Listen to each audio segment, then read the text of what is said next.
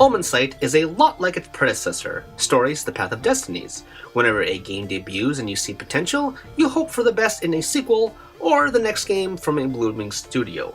Take Assassin's Creed 1 and 2 for example. The first game was rough around the edges, but Ubisoft polished it to a fine sheen with the sequel. Sure, you could argue it's more of the same, but these tweaks made it a better experience. While Omensight isn't a direct sequel, it does feel like a spiritual one, but unfortunately, it also feels like a regression.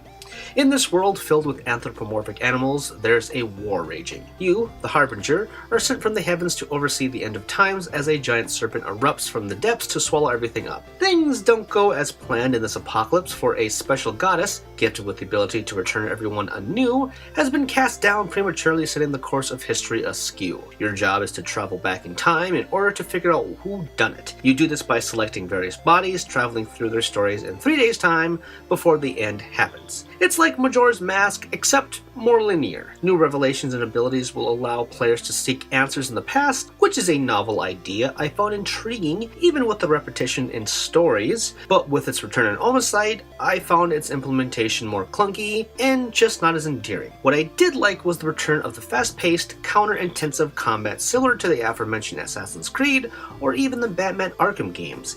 Defeating enemies will level you up in your hub, unlocking new abilities for the battlefield. Gathering crystals will also let you buy perks like health upgrades or decrease cooldowns. It's a simple, albeit good reward system. Thanks to the cel-shaded visuals marked with heavy lines, battles are also flashy, like their comic pages come to life. Unfortunately, the controls suffer everywhere else. Platforming sections are fine, but if you fall in a pit, you die instantly, which feels like a mechanic best left in the 90s, especially with its bad camera.